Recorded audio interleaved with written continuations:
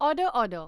Hello and welcome to Reporters Without Orders, a podcast where we talk about what made news, what didn't, and some things that absolutely shouldn't have.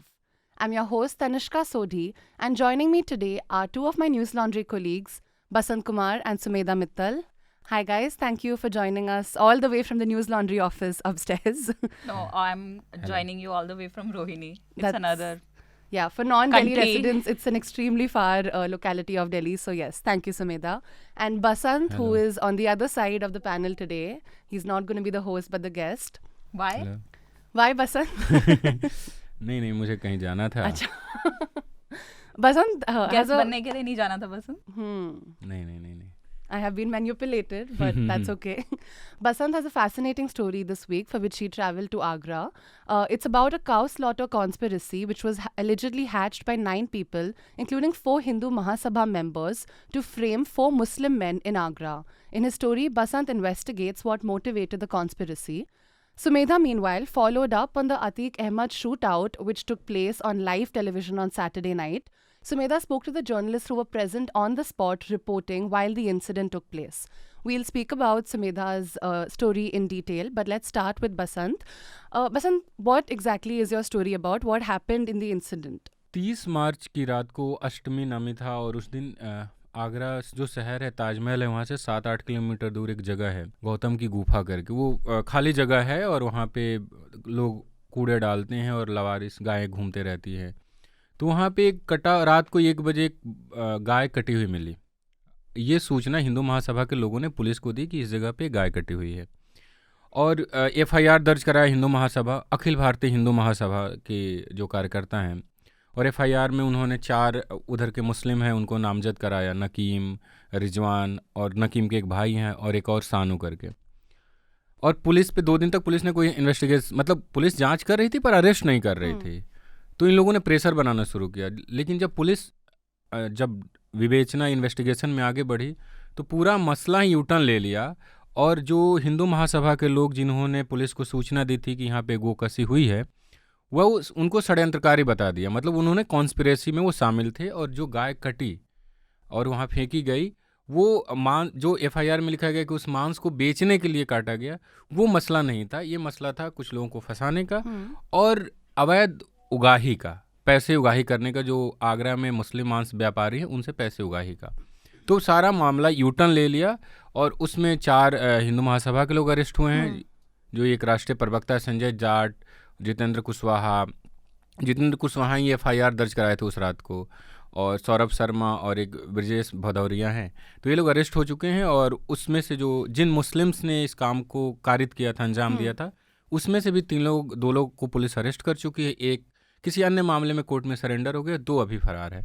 तो मतलब एक गोकसी हुई और वो गाय को मारा इसलिए गया था कि किसी को फंसाया जा सके, कुछ किया जा सके। तो ये स्टोरी थे। बट ये मैटर कम्युनल था कि इसमें कोई पर्सनल एनिमिटी की प्रॉब्लम्स थी? देखिए, कम्युनल नहीं था पर हो सकता था, क्योंकि जो दिन था अष्टमी नवमी, हिंदू रीति रिवाज में बहुत बड़ा मतलब एक पूजा पाठ का समय माना जाता है। उस वक्त काफ़ी रिलीजियस समय होता है और एक गाय काट के फेंकी गई है, तो भावनाएं भड़क सकती थी। आजकल के समय में छोटी छोटी बातों पे लोग भावुक हो जाते हैं और ये तो फिर सच में एक अटैचमेंट है तो लोग भड़क जाते।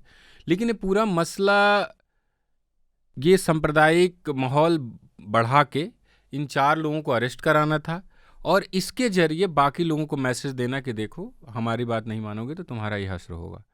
कम्युनल मकसद नहीं था, मकसद था पर्सनल और उगाही वाला। पर्सनल क्या प्रॉब्लम थी उनकी? कोई पहले से ही प्रॉब्लम चल रहे थे उनके बीच में? तो जिस आदमी ने, इस कहानी की शुरुआत होती है 30 तारीख की शाम 5 बजे से। एक है नदीम उर्फ झल्लू, उनका नाम है। वो मांस के व्यापारी हैं और वो पहले गोकसी के मामले में जेल जा चुके हैं हिंदू महासभा की शिकायत पर ही। ठीक है, तो इनके मुताबिक, जो हिंदू महासभा है उनके मुताबिक, झल्लू ने 5 तारीख की शाम को फ़ोन किया संजय जाट को, जो हिंदू महासभा के राष्ट्रीय प्रवक्ता हैं, कि तुमने मुझे तो गोकसी में जेल भिजवा दिया, आज कोई और भी काटने वाला है, उनको भिजवाओ तो देखें। तो संजय जाट ने बोला, ये उनका वर्जन है, संजय जाट ने बोला कि बताओ कौन काट रहा है। तो फिर उन्होंने कहा कि फ़ोन ऑन रखना, हम तुमको बताएंगे। रात को उसने फ़ोन किया और एक भगवान टॉकीज जगह है आगरा में, उसने बोला यहाँ पे गाय काटी जा रही है। ये लोग भाग के, इनके मुताबिक ये लोग भाग के वहाँ गए। फिर ये लोग वहाँ पे इनको पता चला वहाँ नहीं, वहाँ से 6 किलोमीटर दूर एक जगह है गौतम की गुफा, वो पूरा आउट एरिया है बिल्कुल, उधर जाने में भी दिन में डर लगता है, रात का समय अलग है, उधर कट रही है। फिर ये लोग वहाँ गए और इन्होंने पुलिस को फ़ोन कर दिया। तो जो झल्लू है इस किरदार, और झल्लू ने ही, अब FIR में तो लिखा है कि हम जब वहाँ पहुँचे तो यहाँ ये लोग 4 लोग मौजूद थे और हमें देख के भाग गए। पर मैंने पूछा, जो मीना दिवाकर है, हिंदू महासभा की मेंबर हैं और सदर प्रमुख है, कि आपको ये 4 नाम कैसे पता चला? ये 4 ही थे, आपने अपने आंखों से देखा उनको? उन्होंने कहा नहीं, हमें झल्लू ने बताया। तो आप किसी तीसरे के कहने पे इनको फंसा रहे हैं। जो नकीम है, FIR जो पहला FIR हुआ 30 जनवरी को, उसमें 4 आरोपी हैं, जिसमें 2 भाई हैं, नकीम और उनके एक छोटे भाई हैं। उनका और झल्लू का बहुत पुरानी रंजिश है, 2005 से फैमिली रंजिश। और झल्लू जो नकीम है, जो आरोपी बना, वो नगर निगम में भी काम करता है। तो उसने कुछ महीने पहले गोकसी मतलब ये जो नदीम है, जिसने इनको झल्लू के गोकसी की सूचना दी थी नगर निगम को, और उसमें वो अरेस्ट हुआ था कुछ महीने पहले।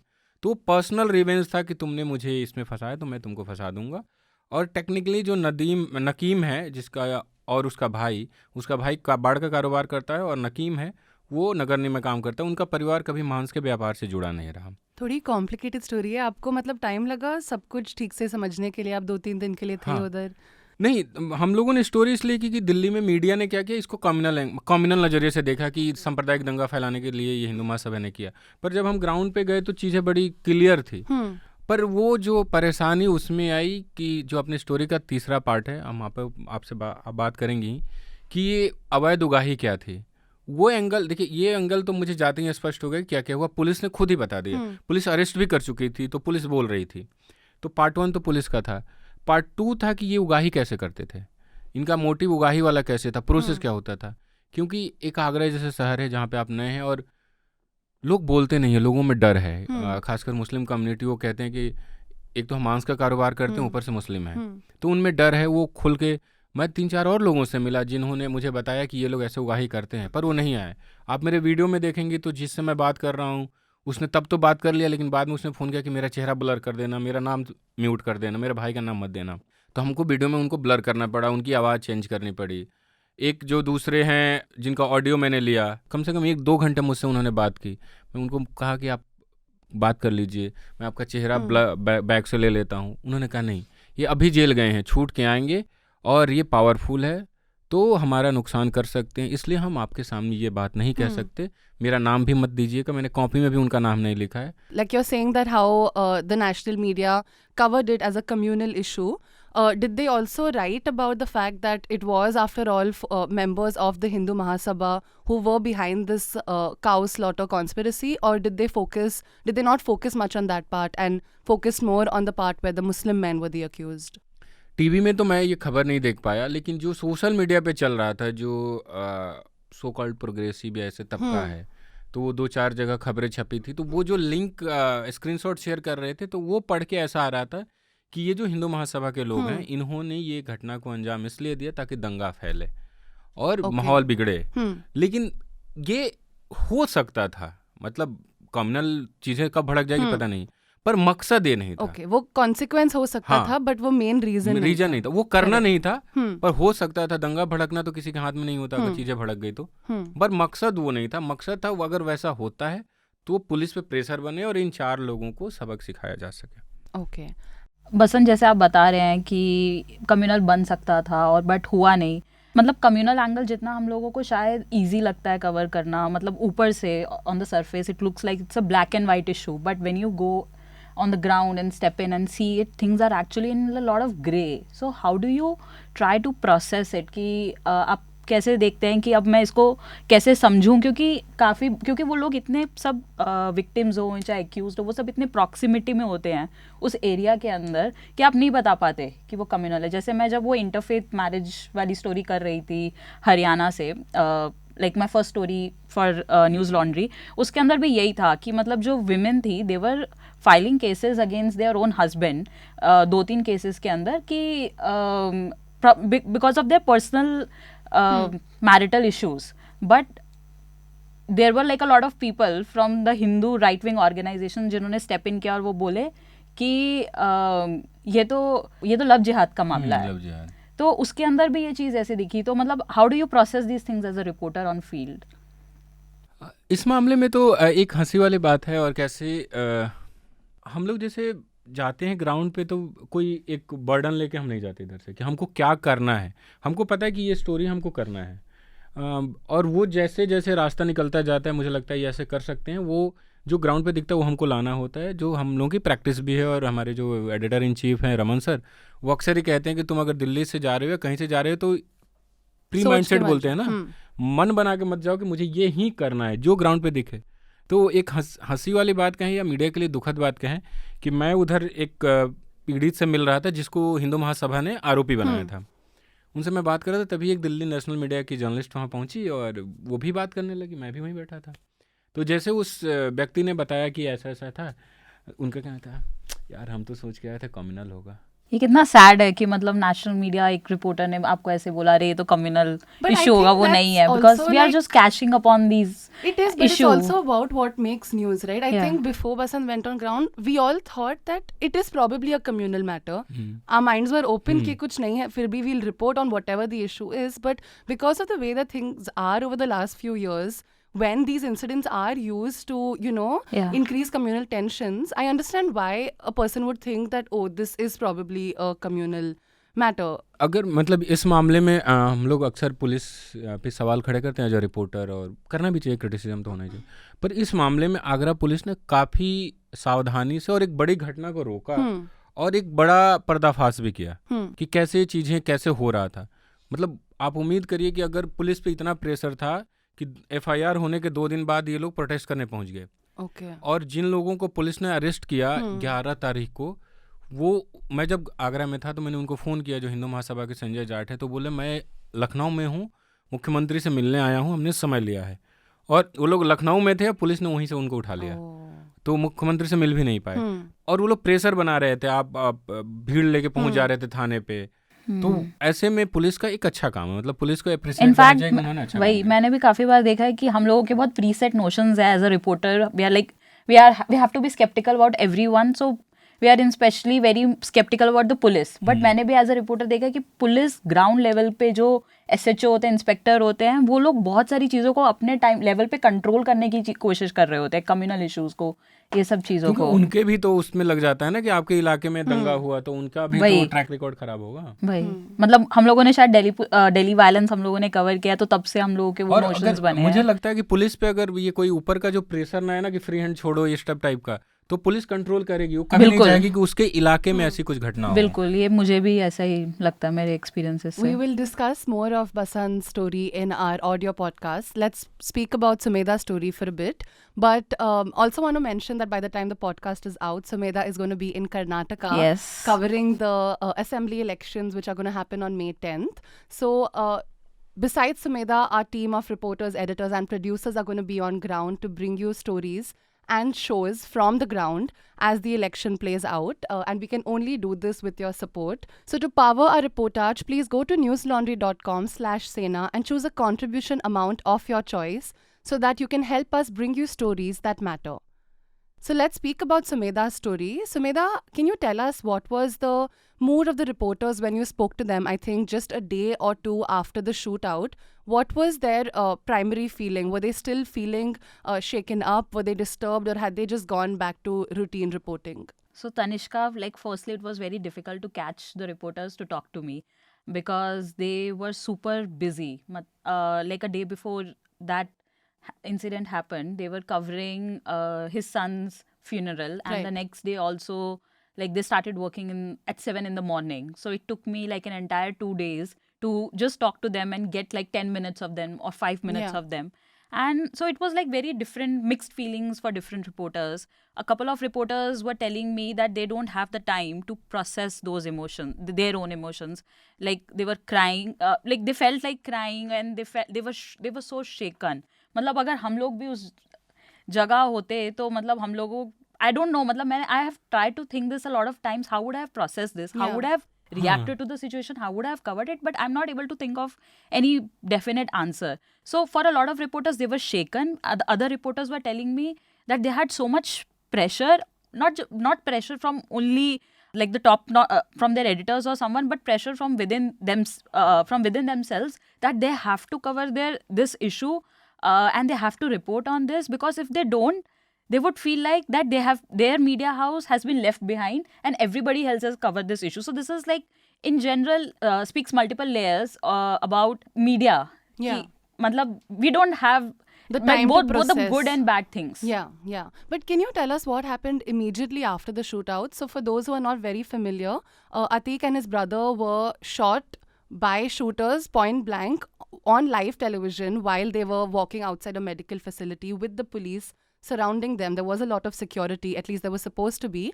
So right after, I think there were about 10 bullet shots. 17 rounds. 17 rounds of shots. Yeah. Okay. So after that, what did the reporters do? Were they taken to any sort of hospital or clinic for a checkup? Because I can imagine it can be quite traumatizing No. to go through this. ऐसा तो and this is another story from UP. Yes, So, it is also I don't UP. know. I don't know what was the condition of the So what hospital was to which they were taking Right. Asad and Ashraf But what was the for medical immediate checkup. aftermath? After this happened, what happened? Like, what did the reporters do? Did they continue to work for the next few hours? Did they go Yeah. back? What happened? Yeah. Because I'm sure security also must have increased, especially because the shooters in question here were posing as media persons. Yeah. If I'm not mistaken, they had mics and fake Fake press ID cards, cards, yeah, because yeah. it was so easy for the media at that moment to gain access to these guys that they pretended to be part of the media. So what happened right after the shootout? What did the reporters do? So one of the reporters told me a very interesting thing, that there was radio silence after the shootout. उन्होंने बोला कि वो process ही नहीं कर पा रहे थे ये हुआ क्या है, और जब पहला राउंड ऑफ फायरिंग हुई, they felt that it's a cracker has burst. But मेरा एक सवाल है हम तीनों से, मैं भी इससे बोलूँगा कि अगर हम वहाँ होते तो हम क्या करते? हाँ, मैंने आपको भी क्या वही- लगता है, आप क्या करती? I think in the moment, just I can't imagine like process ही कैसे करते. I think later on बहुत PTSD होता.